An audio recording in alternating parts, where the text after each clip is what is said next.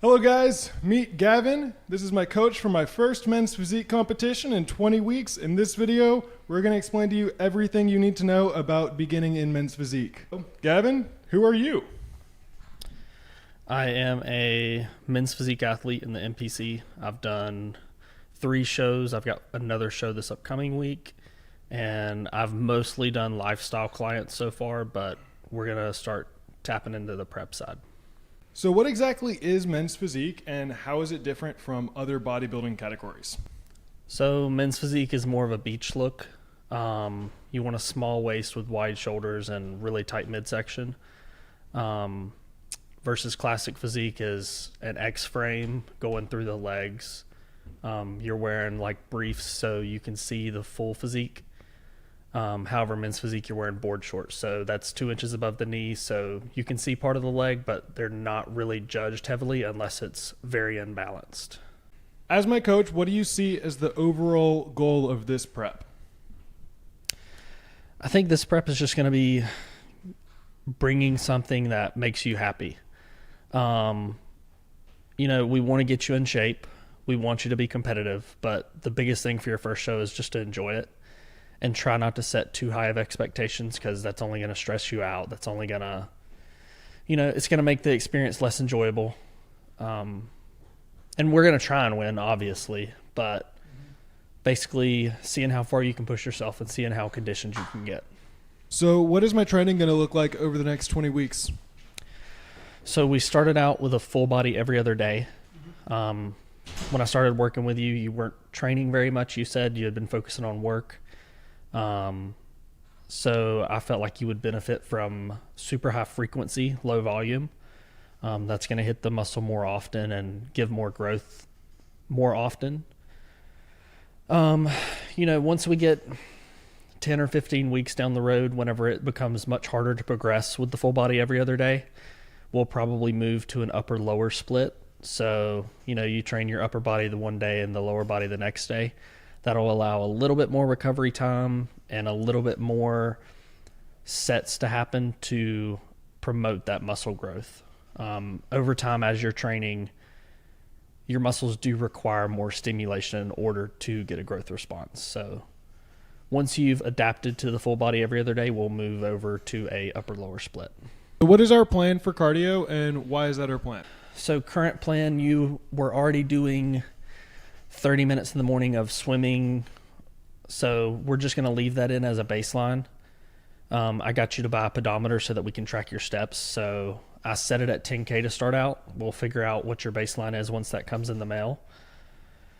And then cardio-wise, I like to taper up steps that will just increase daily output, and a lot of times over the course of preps, people let that slip, so it's just an easy way to increase your daily calorie expenditure. So we'll start by tapering up steps. Once that gets to a point to where, like, let's say 15,000 a day, where it can start to impact performance, then if we need to, we can add in some more cardio, but I don't think we're going to need to. I mean, you're already pretty lean.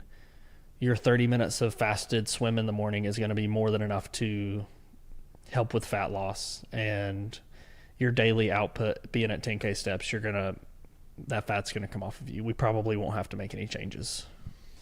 Yeah, yesterday I ate 3,000 calories and lost 0.8 pounds. Yeah. So your daily output's pretty high and your metabolism's pretty high. So it's going to help make it so much easier for me to get this fat off of you.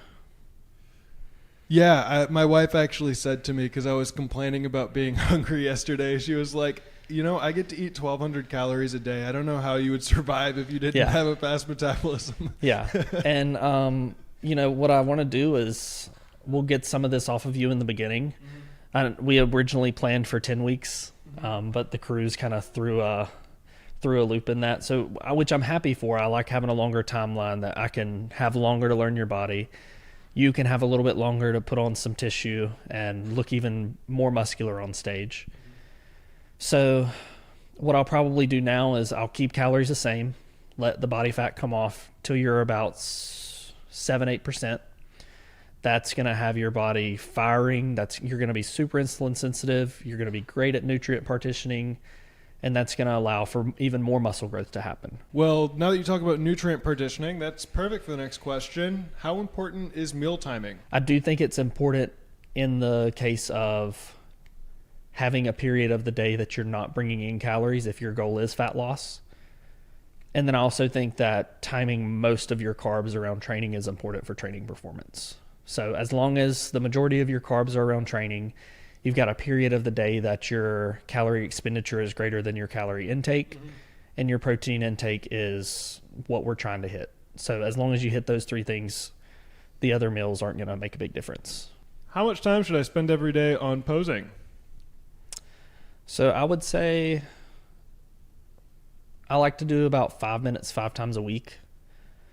For men's physique, since it's just a front and back pose, you could definitely get away with less. However, you don't want to get on stage and be shaking and out of breath and just having trouble contracting your midsection and holding the pose. So, and then also it's basically more cardio. You know, when you're flexing your muscles, that's calorie expenditure, and that's even more of a deficit that you're creating for yourself. So I would say 5 minutes 5 times a week. That's going to put you through 6 or 7 rounds of posing. For men's physique, you're just hitting the front and back pose, your transition. So you're able to hit your front pose, transition to your back pose. You're going to go through that 7 or 8 times. You're not going to do that many times on stage. So you'll be more than conditioned to do 5 minutes 5 times a week. Okay, that makes a lot of sense. So if I'm finding it hard to keep my breath held and keep all the air out of my stomach when I'm doing these poses, what are some tips you have for that, or for increasing the amount of time I can go without having air? That's going to come down to conditioning yourself with posing. Yeah, I guess, that makes sense. As kids, when we want to hold our breath longer, we hold our breath more. Yeah. What supplements are you recommending I take during this prep, and why? So first off, creatine. Creatine is the most researched and helps with training performance. Glutamine, I personally like that in for gut health. I've noticed a difference. And then we can move on to magnesium. Magnesium is something that's great for ATP function, along with allowing better sleep at night. That's why we take the larger dose at the end of the day, like 500 milligrams.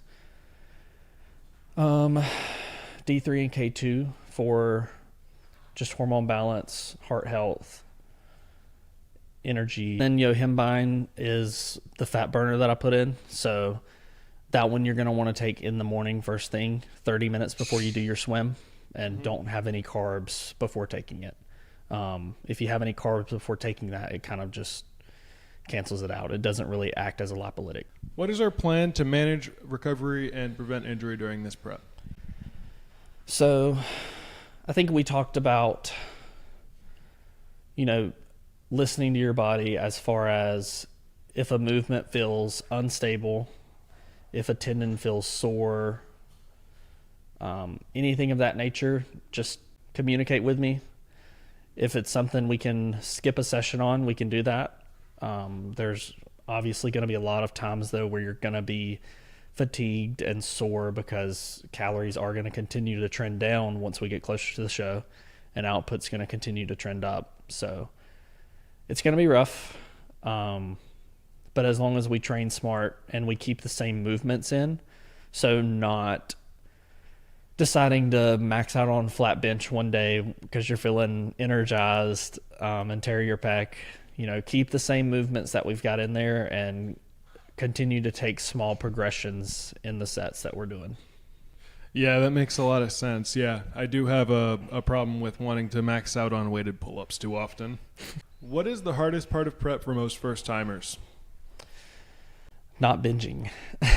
Not binging food. And so you've just got to remind yourself, your first prep, you're going to have a few slip-ups. Like, no one's perfect. You're probably going to have a few days where you go with your wife to Chick-fil-A and she's going to get a sandwich and fries, and you're going to have a few fries out of her box. But you've just got to remember that, all right, you slipped up, you had those couple fries, or you had some of her milkshake that she got, and just go right back to your meals. You know, that's the biggest thing, is being able to get back on track versus most first timers. They're like, well, I already had half of a milkshake. I may as well just spend the rest of the day. I'll go get pizza and then I'll go get a burger, and then they've gained 4 pounds. So biggest thing, and if you continue to do shows, it'll become easier, is just jumping back on the plan as soon as you can. As soon as you slip up, just remind yourself why you're doing this and go back to your meals. How do you suggest I mentally prepare for the final few weeks of prep? So depending on how the prep goes, you've probably got one of two outcomes. Assuming that we predict the timeline correctly and we have a consistent rate of fat loss, and you stick to your meals, fat loss continues to come off. I'm hoping we're ready like 3 weeks before the show. That way I can play around with some water manipulation and some carb loads and see how your body responds. Now, with it being your first show, a lot of times people typically don't nail it. They typically will binge a few times and get behind the ball, or let daily output fall to 6,000 steps, 7,000 steps, because they're feeling tired and fatigued and they don't want to move.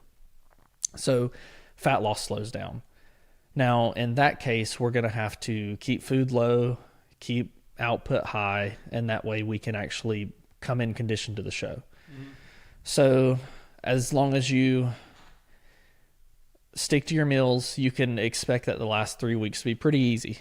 You're going to have a few refeeds. You're going to have some increase in food. You're probably going to have some pullback of your daily output in days that you just get to hang out and sit around and feel tired.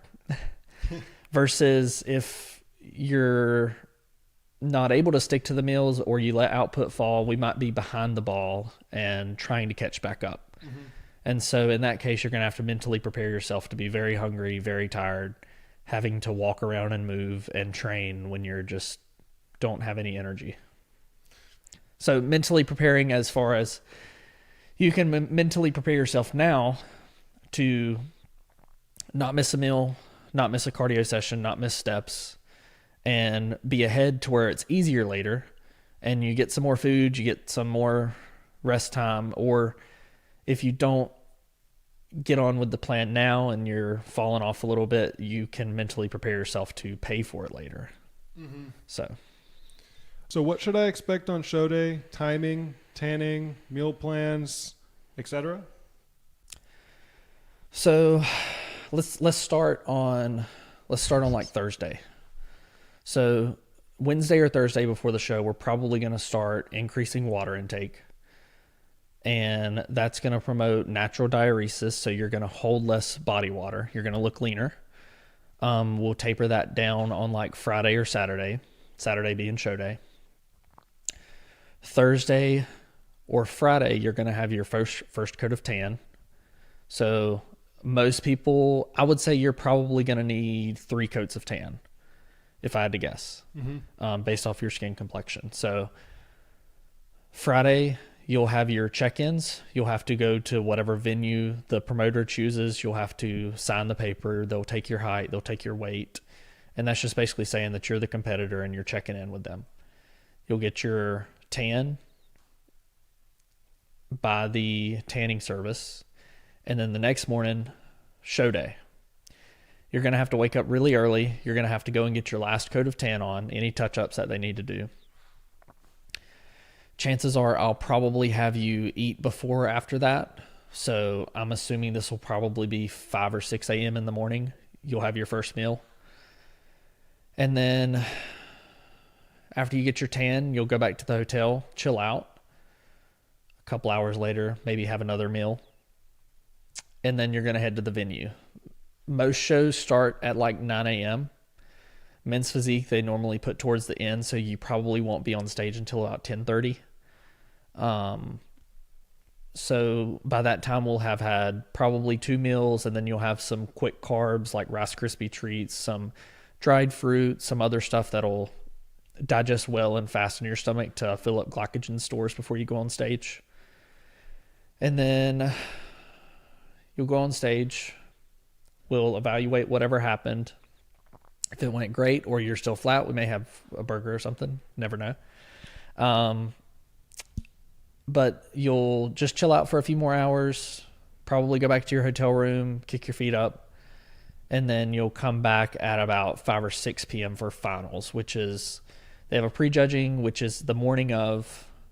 They get all of you guys on stage, have you next to each other, compare, and they kind of have a good idea of where you're going to place.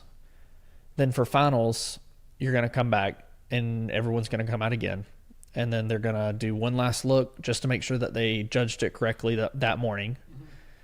And then they're going to hand out medals and stuff, and you'll figure out where you placed and if you won the overall and some other fun stuff.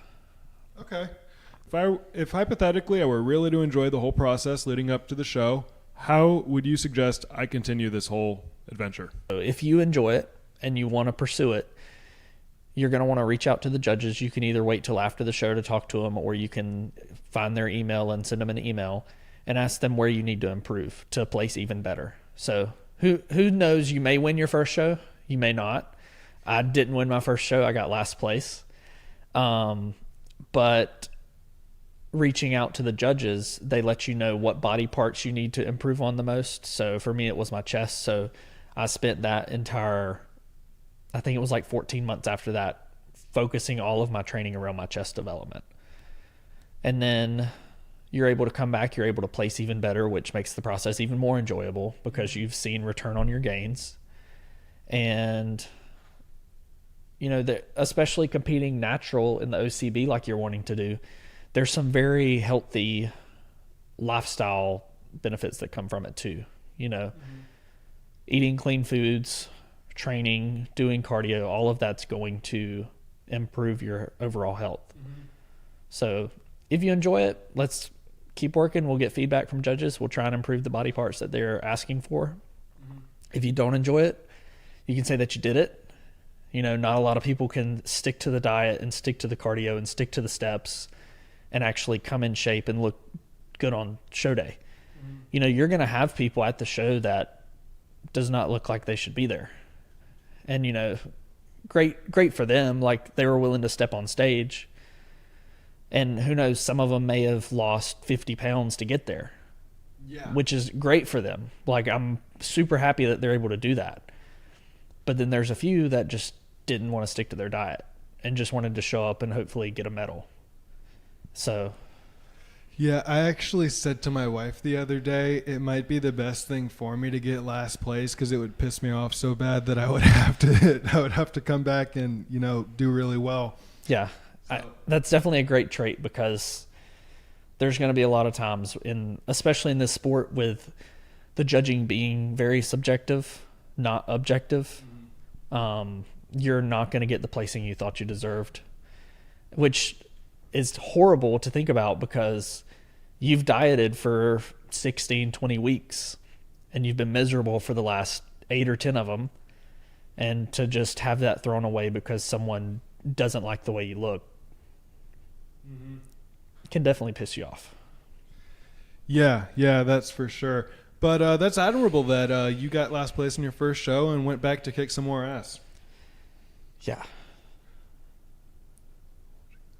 It pissed me off too, and I wanted to get better, and I really enjoyed it, and I really enjoyed seeing improvements and changes in my body, and it just gave me something to do every day. I always like doing something. I don't want to say a busybody, but I always like to have something to try and accomplish, and I think everyone should. I think if you're not trying to accomplish things, then you're kind of stagnant. So this is just a way for me to continue to set goals for myself and continue to try and improve in some way or another. Heck yeah. Yeah, you got to keep getting after it. What would your advice be to somebody watching this who is interested in competing in men's physique but is too scared to start? I think that you should hire someone who has done it. Not only will you feel more confident working with someone who's done it before because they're going to make better decisions than you probably would have, but they're also going to have the knowledge to be able to progress you faster. So taking those first 6 to 8 months of just learning curve and immediately getting on a plan and a training regimen and a diet regimen that's going to yield results, you're going to see those changes and you're going to immediately become more confident and you're going to enjoy the process a whole lot more. So I think hiring someone that already has the experience, now granted, you can obviously get the experience yourself and after 2 or 3 years go out and probably prep yourself and just do it on your own. But I think for the first few shows, it's definitely beneficial to have someone in your corner that has been there and shared some of the same experiences and can make the better calls. To have like an objective third party, because that's the other thing, is it's hard to judge how lean you are yourself. Like I might think, like, before I went to meet you, I thought I was like 18% body fat. No, you had striations in your lower back. You weren't 18%. So I know how to lose weight. I know how to gain weight, but I don't know where I'm at, if that makes sense. Yeah. When you met me, you were probably 11%. And just in the check-in that you sent me the other day, you're probably already at 10. Like you're hanging around in that area. Because we're seeing a lot more detail in your obliques and your lower abs already. Mm-hmm. So, like I said, I think the plan, honestly, is just the next 2 or 3 weeks, try and pull another 3 or 4 pounds off. At this rate, that's going to happen in the next 7 days. Well, see, this is the thing. You're probably only going to lose 2 pounds this week and then maybe 2 pounds the next week because a lot of that initial weight was just like water and glycogen. You remember I told you in the beginning that your weight's probably going to get lower than the amount of fat you lose. So I told you we were probably going to get all the way down to like 175. But you only needed to lose like 8 pounds and you were 190. So yeah, I started 195. Yeah. So and whenever there's going to be days that whenever I fill you back up and I give you extra carbs, you're going to gain like 5 pounds overnight or like 7 pounds by the end of the day. But then it's going to come back off because you're going to go back into a deficit and your body's going to get rid of that extra glycogen and stuff that it had. Yeah, that makes a lot of sense. Because actually, I think you're more accurate to say starting at 190 because I did technically start at 195. But like we talked about, that was after a massive binge where I had 36 donuts and a jar of peanut butter. Yeah. And so that 5 pounds was probably just water. Yeah, because I think the first check-in you sent me, you were 191. Oh, yeah, first check-in. Yeah, but that was the first check-in I sent you was 191, and I was 195 at the seminar. So, yeah, from the seminar to now, I'm down. I'm 184.6 today.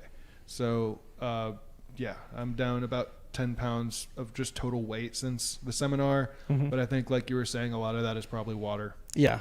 I mean, like I said, you probably only needed to lose like 8 or 10 pounds of fat. Now, that's going to be like 16 pounds total because you're going to have water loss and you're going to have glycogen loss. So now that we have a longer timeline, we're not going to need, your weight probably won't get as low as I said. Now, you're probably only going to get down to like 178, 179 before I start adding food back in. And you'll notice initially, as soon as I add that food in, your weight's going to go up 2 or 3 pounds just from extra water and glycogen. That's not muscle gain. That's not fat gain. That's just your body adapting to the extra energy it has and storing it properly in your muscles. So yeah, like I said, 2 or 3 weeks will take off about 4 more pounds of fat. And that way your insulin sensitivity is higher, nutrient partitioning is better. And then whenever I add more carbs in, you're going to notice a big jump in training performance, a big jump in strength. And then that in turn is going to help build more muscle. So I'm hoping we can get at least like 8 or 10 weeks of trying to put on muscle tissue, which is going to be a lot given the fact you were training once a week. So I'm hoping we can put on a few pounds of muscle before your show. No, yeah, that makes a lot of sense. Oh, that's every response. I might just leave that in there. You should have each one put together. That makes sense. That makes a lot of sense. Thank you for coming out here. You did a great job answering all of my questions. I think a lot of the people watching probably learned a lot during this video. And yeah, just really appreciate it. Gavin's Instagram and everything's in the description. Go DM him on Instagram to hire him for coaching. Sweet. Thank you. Yeah, reach out to me and hopefully I can help you the same way I'm doing my best to help Byron. I had another question on that. So you just do men's physique coaching, or you do like everyone? The majority of it's lifestyle. So like the majority of people I work with don't even compete. It's just like helping them build better habits and lose body weight. So yeah, I definitely do that. Because that's a lot easier than prepping someone for a bodybuilding show. It's just helping them lose a few pounds of fat and improve their blood work markers and just be in a better spot health-wise. So basically everyone watching this can go hire you? Yeah. Okay. Yeah, come on. Hell yeah. Hell yeah.